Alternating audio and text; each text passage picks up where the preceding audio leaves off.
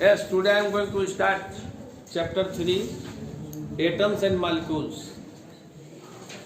Any particle, any element is made up of only one kind of atoms or only one kind of particles. Any element is made up of only one kind of atom. Means we can say that any element is made up of only one kind of element, and atom is the fundamental or building blocks of an element. हम कह सकते हैं कि कोई भी element किससे बना होता है? ओनली वन काइंड, एक तरह का एटम से बना होता है. जैसे मान लीजिए हम सोडियम की अगर बात करते हैं तो सोडियम में केवल सोडियम के ही एटम होते हैं, उसमें पोटेशियम या रुबिडियम या लिथियम के या पोटेशियम के एटम्स नहीं होते. मीन्स हम ये कह सकते हैं कि किसी भी एलिमेंट का जो बिल्डिंग ब्लॉक्स है, जो स्मॉलेस्ट पार्टिकल है, वो क्या है? एटम है. Thus we can say atom is the smallest particle of an element. क्या कर सकते हैं हम लोग? Atom is the smallest particle of an element. किसी भी एलिमेंट का जो smallest particle है उसको हम लोग कहते हैं element. And molecule is made up of minimum 2 atoms. A molecule is made up of minimum 2 atoms. किसी भी मॉलिक्यूल में कम से कम 2 एटम्स होंगे ही होंगे. जैसे मान लीजिए हम लोग ऑक्सीजन एटम की बात करते हैं तो O plus O O2. Hydrogen atom की अगर बात करें, मॉलिक्यूल की बात करें तो H plus H H2. And atom is the smallest particle of element and molecule is the smallest particle of A compound. किसी भी कंपाउंड का जो स्मॉलेस्ट पार्टिकल होता है उसको हम लोग क्या कहते हैं? मॉलिक्यूल कहते हैं. जैसे वाटर है, water is a compound. Water एक कंपाउंड है तो जो इसका स्मॉलेस्ट पार्टिकल होगा उसको हम एटम न कह के क्या कहेंगे? मॉलिक्यूल कहेंगे. क्लियर है अंतर? क्लियर नहीं है? मॉलिक्यूल में और एटम में क्या डिफरेंस है?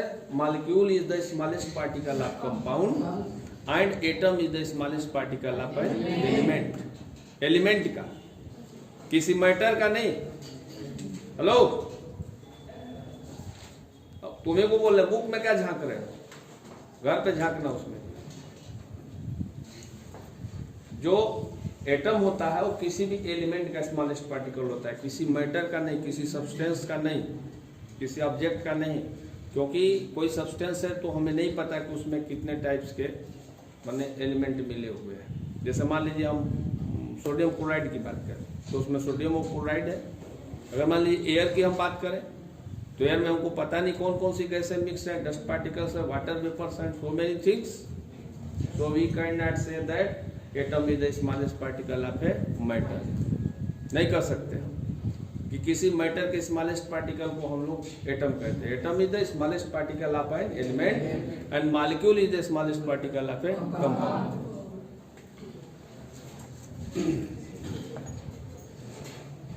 At first, this name was given by Maharshi Karad.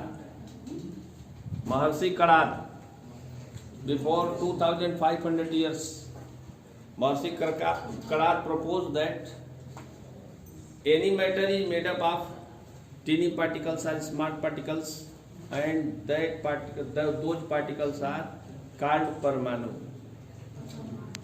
In Hindi atom is called परमाणु. हिंदी में हम इसको क्या कहते हैं? परमाणु कहते हैं. और इसको 2500 वर्ष पहले सबसे पहले महर्षि कणाद ने बताया था कि कोई भी पदार्थ छोटे छोटे स्मॉलेस्ट पार्टिकल से मिल के बने होते हैं और जो स्मॉलेस्ट पार्टिकल होता है उसको हम लोग परमाणु कहते हैं. नहीं, परमाणु. परमाणु अणु नहीं बोले थे, परमाणु बोले थे. उनके एक शिष्य हुए, नाम तो इसमें नहीं दिया है, शायद हमको भी नाम नहीं याद, थ्यू फ्रेंड्स या ऐसे करके नाम था उनका. उन्होंने बताया था कि किसी भी मैटर का जो मिडल पार्ट होता है वो बिल्कुल हार्ड होता है.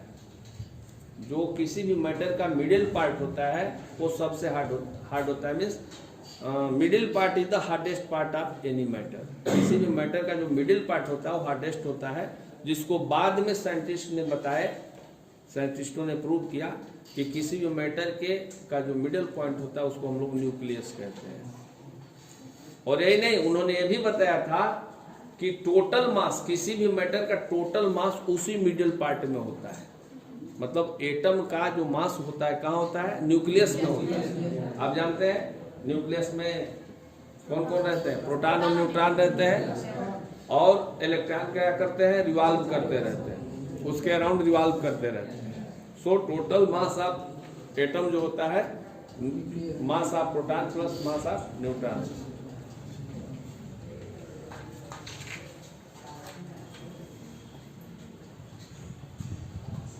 John Dalton called these particles by the name of atom. The word atom means indivisible.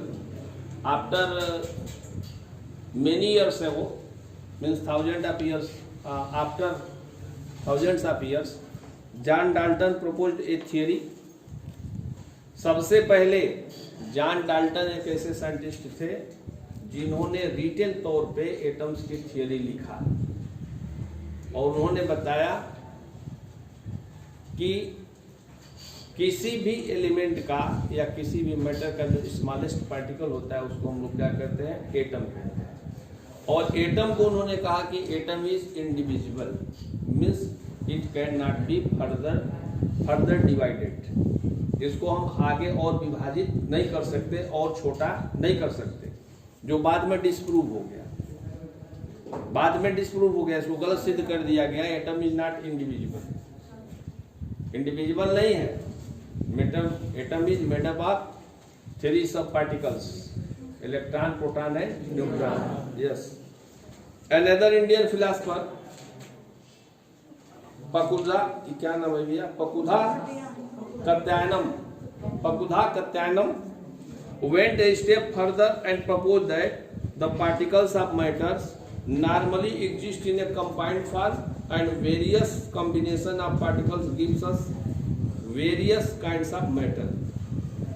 जो ये बात के फिलासफर थे, दार्शनिक थे, इंडियन फिलासफर में सबसे बड़ी बात ये थी कि वो लोग जो कहते थे लिखते नहीं थे, बस मुंह से कह देते थे, कोई उनका शिष्य सुन लिया बस हो गया। जैसे कबीर दास जी भी जितनी बातें कहे हैं वो लिखते नहीं थे। कबीर दास जी कहे हैं कि मसी कागज छुयो नहीं, कलम गयो नहीं हाथ। मैंने अपने हाथ से कभी कागज और कलम छुआ ही नहीं। मतलब अनपढ़ थे कबीर दास जी, लेकिन वो जो बोलते थे तो उनके एक शिष्य थे धर्मदास, उसको लिखते थे। तो इंडियन फिलासफर जो रहते थे वो कोई चीज बता देते थे लेकिन उसको जो है लिखते नहीं थे। इस वजह से बहुत सी चीजें हम लोग को पता नहीं चली।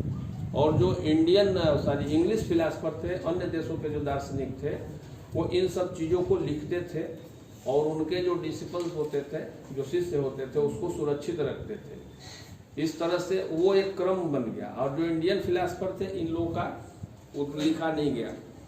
जब गॉड पार्टिकल्स का बात किया गया, किसने किया था? गॉड पार्टिकल्स का बात कौन किया था?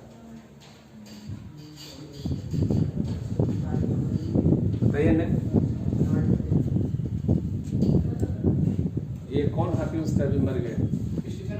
स्टीफन हाकिंस, जो 21st सेंचुरी का सबसे फेमस साइंटिस्ट माना जाता है अभी तक। गॉड पार्टिकल्स का इन्होंने बात किया था। और जब ये गॉड पार्टिकल्स की बात किए तो इंडिया के एक साइंटिस्ट है प्रोफेसर यशपाल, उन्होंने कहा कि जिस गॉड पार्टिकल्स की बात स्टीफन हॉकिंग सभी अपनी बुक में कर रहे हैं, भारत के वेदों में भारत में 9 अरब वर्ष पहले बताया जा चुका है। कितना वर्ष पहले? 9 अरब वर्ष पहले बताया जा चुका है कि सूक्ष्मतम ही ब्रह्म है, जो सबसे छोटा है वही ब्रह्म है, वही भगवान है, वही गॉड है। और उस पार्टिकल्स का नाम स्टीफन हॉकिंस भी क्या रखते हैं? God particles. गॉड पार्टिकल्स मतलब जो स्मॉलेस्ट पार्टिकल है वही गॉड है। उस चीज को 9 अरब वर्ष पहले कहा गया। लेकिन सारी चीजें इंडिया में लिखी नहीं गई, या जो कुछ लिखी गई, भारत गुलाम रहा तो तमाम लोग आए तो सब चीजें चुरा ले गए या तो जला दिए, फूंक दिए। जैसे नालंदा विश्वविद्यालय था बिहार का, उसको बख्तियार खिलजी ने जला दिया था, पूरा खत्म कर दिया, यूनिवर्सिटी को ही खत्म कर दिया। तो इस तरह से बहुत कुछ लिखा नहीं गया, अंग्रेज बुद्धिमान थे इसलिए लोग लिखते थे इस चीज को। This combined form of atoms are now called molecules. जो जिसको इन्होंने कहा था कि एटम्स मिल जाते हैं और मिल के कोई मैटर बनाते हैं, और अभी न्यू थियरी के अनुसार the combined form of atoms is called molecules. जो कंबाइंड फॉर्म होता है, जब आइटम आपस में कंबाइन होते हैं तो क्या फॉर्म करते हैं? मॉलिक्यूल फॉर्म करते हैं। We now know that all matter is made up of small particles called atoms and molecules. Different kinds of atoms and molecules have different properties, due to which different kind of matter also show different properties. Different matter के different atoms या particles होते हैं और उनकी different property होती है। जैसे sodium की प्रॉपर्टी अलग, कैल्शियम की प्रॉपर्टी अलग, आयरन की प्रॉपर्टी अलग, हाइड्रोजन की प्रॉपर्टी अलग, सबकी अलग अलग प्रॉपर्टी होती है। मीन्स एटम्स ही डिफरेंट प्रॉपर्टी के होते हैं। तो एटम जब डिफरेंट प्रॉपर्टी के होते हैं,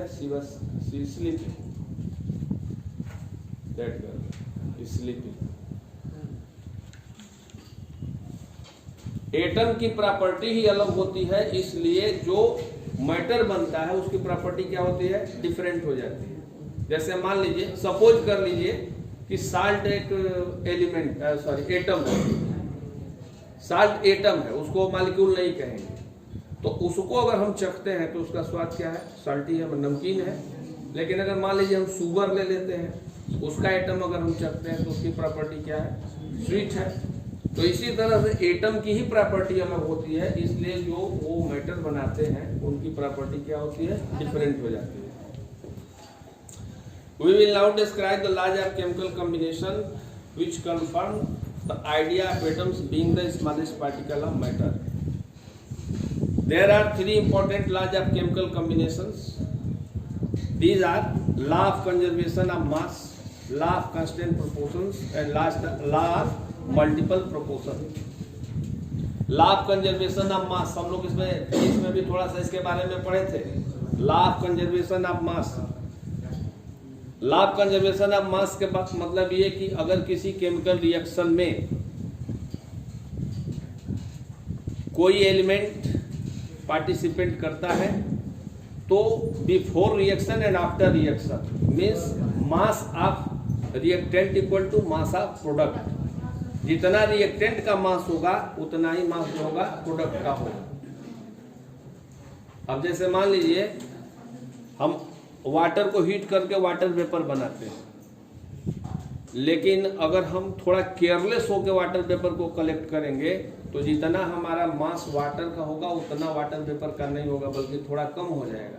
लेकिन अगर केयरफुली उसको अगर कलेक्ट करते हैं कि थोड़ा भी वाटर वेपर इधर उधर नहीं जाना चाहिए, तो हम ये देखेंगे कि जितना वाटर को हम वाटर वेपर में कन्वर्ट किए हैं दोनों का मास क्या है? इक्वल है।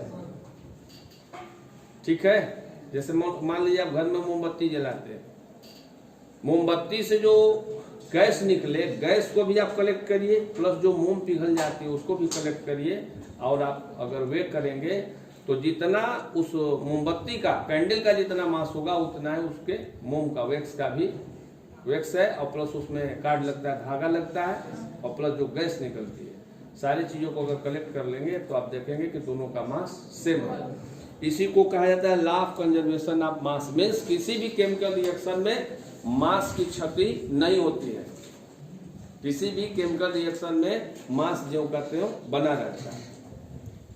जैसे मान लीजिए आप 2 ग्राम हाइड्रोजन लेते हैं और 16 ग्राम ऑक्सीजन लेते हैं, दोनों का रिएक्शन कराते हैं तो 18 ग्राम ऑफ वाटर आपको मिलता है, 18 ग्राम वाटर मिलता है।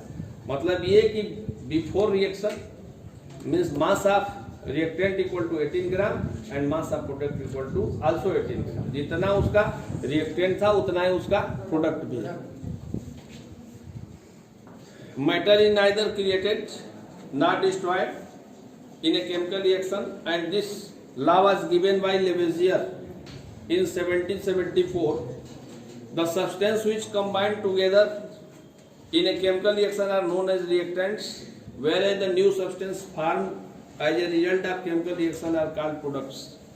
जो मैटर रिएक्शन में पार्टिसिपेंट होते हैं, जो रिएक्शन में भाग लेते हैं, उनको रिएक्टेंट कहते हैं, और रिएक्शन के बाद जो बनता है, जो मैटर बनते हैं, उनको हम लोग प्रोडक्ट कहते हैं। The law of conservation of mass means that in a chemical reaction the total mass of products is equal to the total mass of reactants. There is no change in the mass during a chemical reaction. लेवेजियर ने अपने experiment के द्वारा ये prove किया कि reaction के दौरान reactant और प्रोडक्ट के मास में किसी प्रकार का लॉस नहीं होता है। Since there is no gain or loss in mass of the chemical reaction, the mass remains conserved. इसका मतलब है कि मास कंजर्व रहता है, मास सुरक्षित रहता है। Total mass of reactants and products include solids, liquid and gases including air that are a parts of reaction. When calcium carbonate is heated, अगर कैल्शियम कार्बोनेट को हम लोग हीट करते हैं, फार्मूला क्या होगा कैल्शियम कार्बोनेट का? CO3 calcium carbonate. और सोडियम कार्बोनेट लिखना होगा तो क्या होगा? Sodium carbonate NaCO3।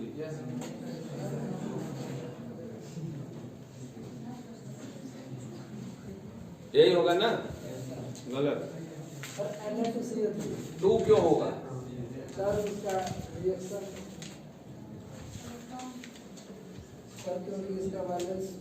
Valency, yes, good. इसकी वैलेंसी 2 होती है, इसकी वैलेंसी 2 होती है, इसकी वैलेंसी 1 होती है। अभी हम पढ़ाएंगे आप लोग को, या पढ़ा दिया गया होगा तो पढ़ा दिया गया होगा। इसकी वैलेंसी इसके नीचे लिखते हैं और इसकी वैलेंसी को इसके नीचे लिखते हैं। अब यहाँ कैल्शियम में क्या है? कैल्शियम कैल्शियम की वैलेंसी 2+ होती है और कार्बोनेट की वैलेंसी 2- होती है। अब इसकी वैलेंसी को यहाँ लिखते हैं और इसकी वैलेंसी को यहाँ लिखते हैं, मीन्स ये हो जाएगा Ca2 CO3 2 से 2 क्या होता है? कैंसिल हो जाता है, तो इसलिए हम इसको लिखते हैं CaCO3। और सोडियम में क्या होता है? सोडियम की वैलेंसी 1, कार्बोनेट की वैलेंसी 2, इसको हम यहाँ लिखते हैं और इसकी वैलेंसी को यहाँ लिखते हैं। ये हो जाता है Na2CO3। और 1 लिखने का कोई मतलब नहीं होता, 1 लिखे चाहे मत लिखिए, इसलिए इसको हम लोग लिखते हैं Na2CO3। बाद में हम लोग डिस्कस करेंगे, या मैं किसी एक देखा दिन लाऊंगा, बुक एक है, आप लोग को कुछ एलिमेंट्स की वैलेंसी लिखवा दूंगा, नेम लिखवा दूंगा, और उसको आप लोग याद कर लेंगे। अगर केमिस्ट्री पढ़ना है अच्छा से तो बहुत जरूरी है ये, क्योंकि आप किसी भी क्या बोलते हैं मैटर का नेम आपको लिखने आ जाए। अब लिखा है AgCl, अब पढ़ने ही नहीं आ रहा है AgCl2 होगा कि क्या, AgCl2 ही मान लीजिए। अब इसको सोडियम क्लोरस कहेंगे कि सोडियम क्लोराइड कहेंगे, सोडियम क्लोरीन कहेंगे, कुछ पता ही नहीं। तो उस तरह से आप सब समझ जाएंगे और लिखने पढ़ने लगेंगे। हाँ, when calcium carbonate is heated,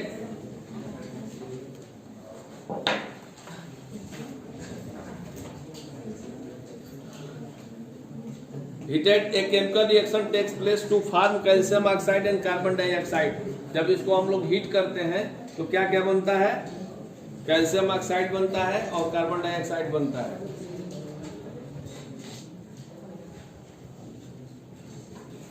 CaCO3, when CaCO3 is heated, calcium oxide plus carbon dioxide, और अगर इनके मास को हम वे करेंगे तो देखें कि जितना मास कैल्शियम कार्बोनेट का था उतना ही मास दोनों ये मिलके, calcium oxide plus carbon dioxide का मास मिलके इस कैल्शियम कार्बोनेट के मास के इक्वल होता है। जैसे यहाँ लिखा गया, ये 100 ग्राम है, this is 100 gram, and mass of calcium oxide equal to 56 gram plus 44।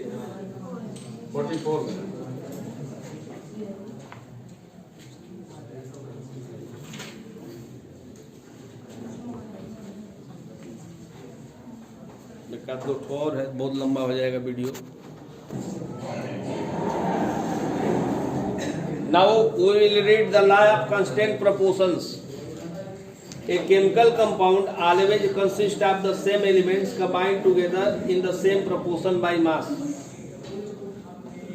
A chemical compound always consists of the same elements combined together in the same proportion by mass. किसी भी सोर्स से अगर update किया जाए या किसी भी तरह होगा, जैसे मान लीजिए हमको वाटर प्रिपेयर करना है, वाटर फॉर्म करना है, तो हाइड्रोजन और ऑक्सीजन के बीच का जो रेशियो होता है 1:8 का ही होता है।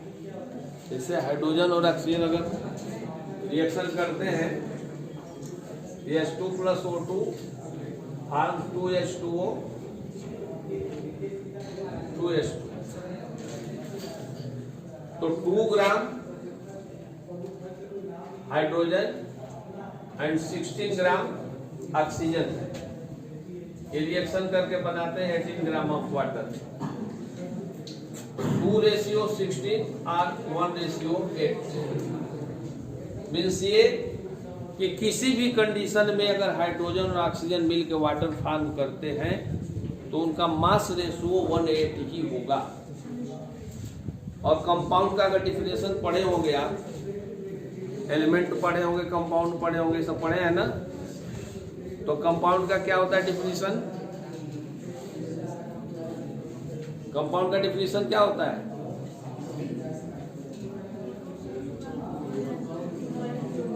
टू आर मोर एलिमेंट्स, नहीं सर मिक्सचर नहीं, हाँ बोलो।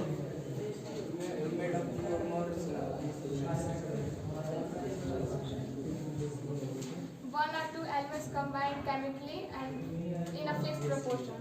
In a fixed proportion, yes. Fixed proportion by mass. Sit down. Compound में 2 or more एलिमेंट हो सकते हैं और ये जब आपस में रिएक्शन करके कंपाउंड फॉर्म करते हैं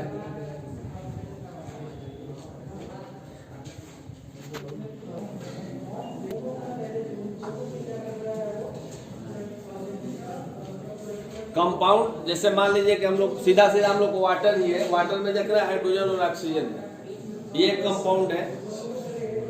कंपाउंड में क्या होता है कि जो एलिमेंट आपस में कंबाइन होते हैं उनका मास प्रोपोर्शन इक्वल होता है, उसका रेशियो बिल्कुल फिक्स होता है। जैसे इसका 1:8 है तो हमेशा कहीं भी किसी भी कंडीशन में इसका जो मास रेशियो होगा 1:8 ही होगा, ये चेंज नहीं हो सकता। अब सपोज करिए आपको 2 ग्राम हाइड्रोजन दे दिया जाए और 15 ग्राम ऑक्सीजन दे दिया जाए, और अगर इसे आप वाटर फॉर्म करना चाहते हो, वाटर बनाना चाहते हैं, तो ये केवल जो है ऐसा 15 इसको मान लीजिए 17 ले लीजिए, तो 2 ग्राम हाइड्रोजन लेगा और प्लस 16 ग्राम ऑक्सीजन लेगा, बाकी 1 ग्राम ऑक्सीजन को क्या करेगा, छोड़ देगा। 1 ग्राम ऑक्सीजन बच जाएगा। या मान लीजिए आप 3 ग्राम हाइड्रोजन लेते हैं और 18 ग्राम ऑक्सीजन लेते हैं, तो 1 ग्राम इसका बच जाएगा और 2 ग्राम इसका बच जाएगा। जब भी ये रिएक्शन करेगा 1:8 के ही रेशियो में करेगा रिएक्शन, इससे न कम न इससे ज्यादा। इसी लॉ को हम लोग कहते हैं लॉ ऑफ कांस्टेंट प्रोपोर्शन। बता रहे हैं।